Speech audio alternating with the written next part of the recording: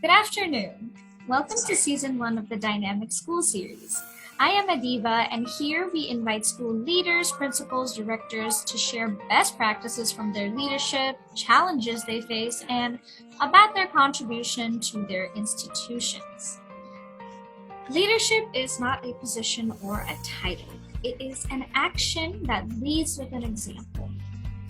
We have Jyoti Bhalla here, who is the founding principal of Manaskriti School in Greater Faridabad. Deeply entrenched into nature, her teaching pedagogy encapsulates nature as a primal methodology to foster learning amongst young minds. Cultivating a learning experience through hands-on methodology embedded in nature, along with our cultural ethos, lies at the heart of her academic vision. As Tagore had rightly said, the highest education is that which does not merely give us information, but makes our life in harmony with all existence. Ms. Bhalla has optimistically modeled her design to lead in this ideology. So tell us, Ms. Bhalla, what inspired you to become an educator? Okay, namaskar everyone. Namaskar Adiba. Thank you so much for calling me up at this panel. Yes, what inspired me to become a teacher was my instinct for love for children and always try to do something very innovative and creative. I always had the curiosity to learn something new and always try to implement for children. My career has always been into teaching, and if at all, it is into teaching, into education. So it has always been into planning, designing, and also training my teachers so that we can bring forward the best for the children. That's great. So after working in the field of education for 4 decades, how have you evolved as an individual? Me as a educator, I think all these 4 decades, what I can say is that during this journey of mine, I have myself become somebody, I feel myself very empowered. I feel myself very enriched. I feel that I've also tried to become a great leader and a great administrator for my team of teachers, parents, and children. And during this journey, I have learned a lot. That's the best thing that I have seen in this life. So I have learned all the nuances of the Cambridge International programs. I've learned about the IB programs. I've learned about assessments from the CBSE systems. I've grown to work with a number of publishers, how the process of a book goes through, a journey of a book, what all things should be taken into account for a book, for a child, all these wonderful things, what all new infrastructure or other tangible and intangible resources should be brought forward for the children. All these things I have learned. I also learned, Adiba, something which is called as certification, accreditation for your school. What all the other SOPs, what all are the things that we all should be maintaining so that we standardize all things, whether it's a curriculum, whether it's a classroom transaction, whether it's general relating to the HR, general relating to the school, general admin. I've learned that also during these 4 decades. A lot of things that you've learned, which is very impressive as well. So now that we've talked a little bit about you, so could you tell us about your school? So what makes Manaskriti School so unique and dynamic? Okay. Ours is a 5-year-old school, and it is spread across in the campus of 7.5 acres. It's a great school. The name itself says that Man ki sundar kriti, that everything starts from mind. If we all are positive, everything is going to stand very optimistic and positive. So the school has got such learning, enriching and very dynamic and live learning spaces for the children. Whether it's a classroom, whether it's a corridor, whether it's at the open spaces in our school, every point we say that it is a learning ground for a child. Now, when we say learning, so learning not is going to come only from the books, but also from every resource that the child gets into. It can be even from a notice board. It can be even from a corridor board. It can be even from a plant or a tree or a small little herb garden that we have in our school. So every space in our school speaks and gives education, and our teachers are trained into it so that they can communicate and they make good culturally sensitive children. So that is the mantra and the USP of Manaskriti. We want our children to be very culturally sensitive and good human beings. It's very great. So, how often do you connect with your students? I think my day starts with children and it ends with children. I am always there to greet my children and I'm always there to send off them. In between, also, I keep going to the classrooms, visit them, sit with them, speak to them. I have myself initiated a gratitude jar in every class, and the children know about it. The principal ma'am can be coming anytime to talk about that. And every day, a child has to write thanks into that and post it in that gratitude jar. It can be a thanks even to their driver bhaiya of their bus. It can be saying a thanks to their friends also in the classroom who shared a pencil or a paper. So that is I think, a connecting dot with me directly with the children with that gratitude jar. Other than their academics, connecting with the parents through academics, other than going and visiting them in the classroom, taking workshops, training sessions of parents, children's. I think I try to be remaining with them at the most.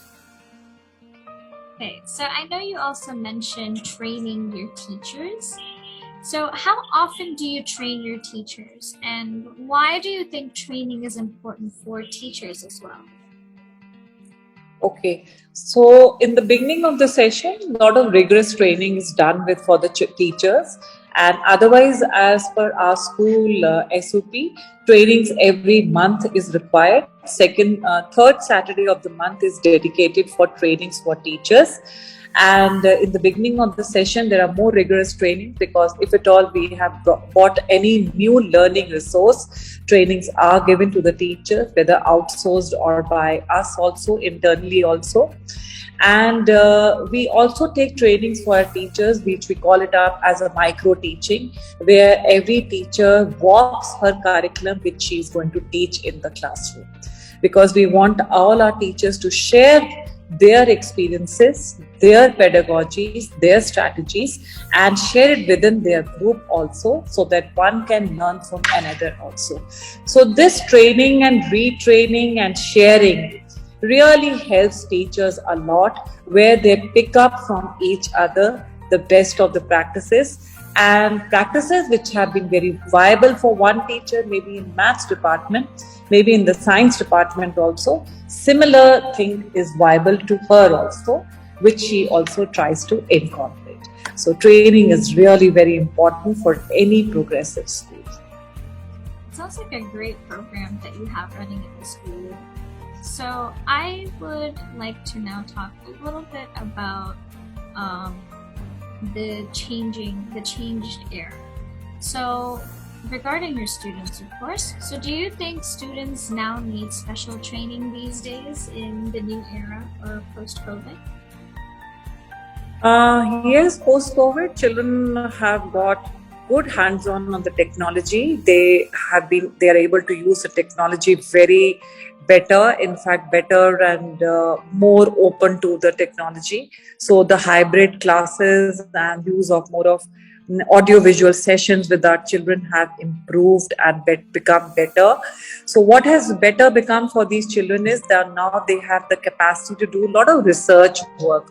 If a teacher is asking them to do a little finding on any particular topic, so that to get themselves also enriched and to get that curiosity factor in them, because now by using the technology, they are able to go onto those type of things. So it become like a go-to list for them. Yes, they can use the technology and do more research. But there is always something which we have to take care of it also. The children have become little time management is an issue that we all are facing it out, which children have forgotten in this pandemic era. So we are also trying to make them more patient, manage their time properly, organize their things properly, and also become not less restless. Children have become little restless, Adiba, nowadays, because they are not into that set routine of coming to the school, packing the bag, reaching the bus stops, coming to the classroom. That 40-minute, that bell thing is no more with them. So that we are trying to inculcate with them. So that is a change socially and emotionally with the children. So they do get restless, they do get irritated very soon, because they are not in the habit of sharing, listening to each other, their peer group. So socio-emotional skills, we all have to work in more with the children nowadays. But the other side, technology is really gung-ho. They have learned a lot using the technology. So with the technology, another thing, Adiba, has happened that their writing skills, their noting things have also depleted. They don't want to note things. They don't want to note things now. Yeah. They say that maybe a PDF file will come and they will learn from there. But now, until unless you write, nothing etches in your mind. That's what we teach children. So we are motivating them to write also more. So you mentioned how children are lacking time management skills at the moment, and they're struggling to actually find like a proper balance between the two. So how do you make the children of your school have a work-life balance? Just come up again, once again. The last part I couldn't hear. How do you make the children of your school have a work-life balance? Okay. Work balance is something, our timetable itself is a very active timetable. We have given them a mix of scholastic and post-scholastic every day, so that we are able to retain their attention in the classrooms and they concentrate. And we have a policy of not overloading them with homework, other than for maths, which the operations needs regular insight by the child, and little of reading homework. What we have started is, after the pandemic, is we have started giving them projects, because when we say project, when we tell them a task, do they find it very there's a lot of curiosity into them. That's why I said that now children, because they are able to do good research, so taking into account of that particular best thing of a child, we have taken this as an advantage to us by giving them projects to do, which they are doing, and they are finding it very interesting. So this way, the work balance is also being maintained for the children, because they are really putting in the efforts to complete those projects. That's interesting. That's actually really cool. Okay. So, what kinds of activities do the children take part in school to relieve their stress from, say, if they get a lot of homework and they're overloaded with projects? How do you help them to relieve this kind of stress at school? Okay, now Adiba, we also have a system that every week or in a fortnight, we do lots of workshops for these children. Every morning we have a Umang slot, which I think is like a opening circle or a closing circle. Both times we have it, where the teachers talk to the children, and every day is mapped as per a different skill for a child. There's 30 minutes, first 30 minutes, you can say, is a stress buster for a child. And even before they are going also is a Umang time for them, where we have a stress buster for them. So the teachers, where we have in-house workshops for children, and at times we have story sessions for the children, authors talk for the children, workshops where the children themselves get involved. They go for a heritage walk, they go for a nature walk, they go for a field trip, so that we have a balance of academics and non-academics. Because nowadays children will not get interested in academics until unless there is an experiential way of making them learn that. So we have taken into account certain activities, you can say, so that the interest for the academics stay alive in all these children. So all these things really help. the children to do their work and the interest in doing that work to remain alive. So, is the use of mother tongue encouraged in your school? Because from what I understand, your school is international. So, is it encouraged? If you say yes, the language, which especially my school is in Haryana, most of the children are bilingual also at times, especially in the elementary classes. So teachers do converse and try to make things understand bilingually. But other vernacular and regional languages our teachers are not trained to. But bilingual, Hindi and English, we do take it up. So we do encourage, because we have to come down to understand our child. Till the upper primary, we are being bilingual, because after all, our main focus, our main target is to reach out to the child. So we are open to reach out to them in their, not in their mother tongue, but in the local language of Haryana, that's Hindi also. So we do reach out to them. So how many types of languages do you offer in your school, aside from just Hindi and English? Okay, so from grade 6 onwards, Adiba, we have three foreign languages also are being taught, and we are the only school in Faridabad where we teach Spanish to our children from 6th onwards.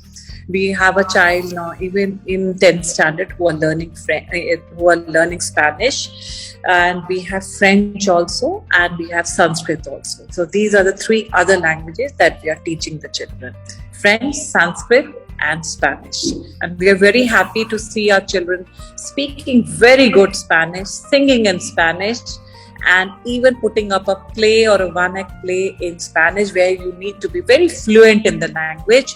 So they are able to understand good language, and they are able to interact also very well in all these foreign languages. That's French and Spanish. I feel like it's not very often that you see schools offering like more than one language that's not regional to the country. So that's really, really interesting. And that's really nice too.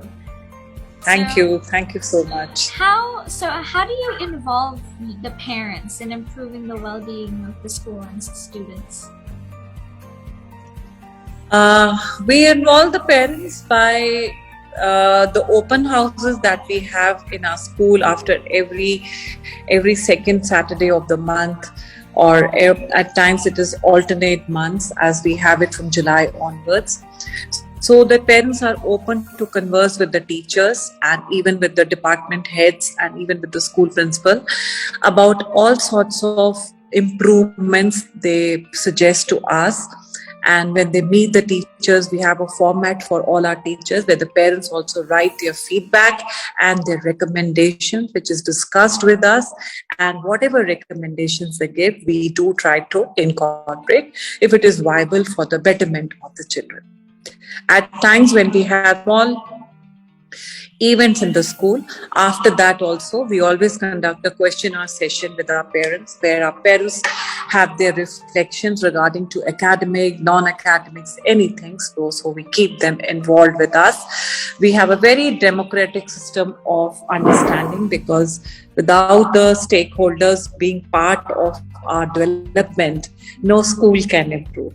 So children, parents, and other stakeholders all are completely involved for the betterment of children. So we talked about betterment and how other people involve into your school. So I understand that there is a new education policy in India. So what changes are you going to make in your school to align it with the new education policy? The new education policy, I think the first step, Manaskriti has also already taken it up. Our classes and our structure of all the classes right from the pre-nursery till 12th standard, they're already as per the format of 4+3+3+2. So we are already into that, 4 into the elementary, and then go into the upper primary, and then primary and the middle wing. So that's already there. Next thing that we are going to bring the change is in the rigorous assessment systems of our children, which the NEP is also proposing it out, that the assessments and reviews for the children should be very, very holistic. So we are also going to take care of that. So we have started a system that we are not only going to give handouts which will support the child's knowledge of one particular topic.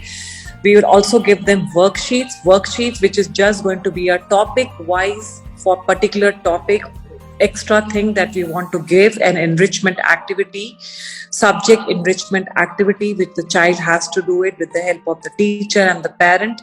Next would be the review sheet, which we have named it as an assignment, which the children have to do it up in a group or individually in the classroom, so that we are able to understand that whether he is able to comprehend the knowledge of the complete chapter, which is of 14 to 16 pages or 14 to 16 different types of operations as the subject is.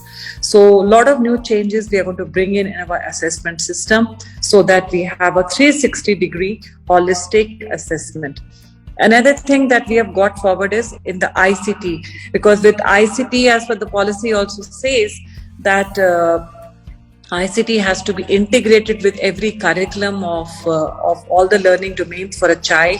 So we have taken up a new ICT curriculum from Mindbox. That's though I should not be naming it up, but we have taken up a curriculum which is integrating all the subjects. So it's a project-based teaching. So whatever the children are learning in their different domains, the core subjects, it is going to be integrated with the ICT tools, so that the child utilizes the ICT tools to comprehend the knowledge that he is getting in the core subjects. So this is another new thing that we are going to incorporate. And in grade 11th onwards, lot of skill building and entrepreneurship skills we are going to make the children. Our children have the two projects that we have just done in April and May. One was a project on toy making indigenous toys. So our children have made this, and at the all India level our children got good appreciation. We were one of the first 17 and we made Kathi Cake Khilone, which is a Hindi name. Again, I said we are a lot of Indian culture. And then yesterday also our grade 11 children we also made them fund their own small little entrepreneur, which was running the cafe of the own school, where they only themselves collected money, they only made the budget of it, and they ran the cafe for one day. And now they have become so self-sustained that they are ready for the next project. They have got so much of profit that they are going to run the next project with that. So skill building, as NEP says, little steps we have already started taking into account.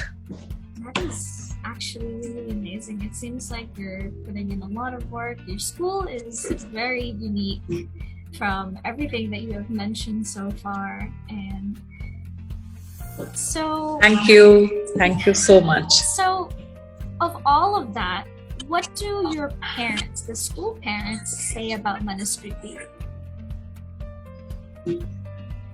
Okay, a hard question from a principal who's going to say all good in affirmation only. Yeah. Yes, our parents are very happy with everything, the way that things are doing.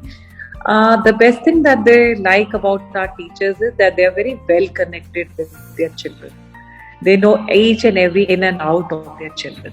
Because every Friday we make a happiness call to all our parents. So the teacher gets to know, because that's what we have taught. We are telling our teachers to remain connected with the parents, and in that happiness call, me being there at the school head, I also come to know that where my parents want more academic input or this. So at times parents do come up to us for some type of enrichment, improvement, and some bridge classes for the children into academics, and even for co-scholastics like for the music, dance. So all those requests are always taken up by us, and recommendations for academic improvements all are taken by us very positively, and everything falls at the right space. every Saturday in the morning we do have music classes for the parents, because with the request of the parents, it was raised by a parent only that we started this. So we do take it up, and parents are also very happy that all recommendations are duly considered in Manaskriti. So, what do your students say about Manaskriti? Okay, for that I would say they when they yesterday met me, yesterday was the last working day. They said, "Ma'am, why are we closing school?" So there should be no summer break. We want to continue to come to school. So what the best thing that I can tell about my school is that when there was pandemic and nothing was there, I think these teachers have created that. I completely owe it to my lovely teachers. The teachers in Manaskriti have created that environment that the children want to come to school. Even in the pandemic, they had the confidence and the courage to speak to the teachers to get the school opened with and so that the children could come to the school and study. And Adiba, you will be very surprised that we did open the school last September, and our 10th standard was coming to the school for physical classes, and they were starting with the teachers one on one with direct contact with them. And barring the COVID protocols, we did. So that's a little happiness magic they're trying to create with these children, a positive environment that parents, children, and teachers all feel very comfortable and they all want to be in school. I mean, that's just shocking because you don't often see children wanting to come to school. They're often counting the days until summer break starts. So your teachers have done like some type of magic, Yes, you know? they have done the magic. Yeah, they have completely done the magic. Yes. So just to branch off of that, what do your teachers say about Manaskriti? The teachers say a great environment to work, good work culture, a professional culture with a lot of things for them to learn from each other, the type of the training programs that we have for them, and the type of the outsourced workshops that we get to do it for the children. So a teacher also feels that she's getting empowered, and a lot of learning happens for teacher. And the best thing that these teachers say that there is a lot of freedom for them to express their pedagogy. Nothing is enforced on them. Only we try to suggest to them, but they are able to put across their strategies and innovations where they get the freedom.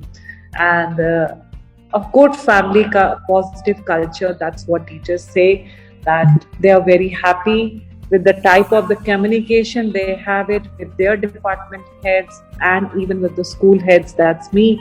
So a complete, you can say a complete with unison, with everybody's suggestion being taken care of.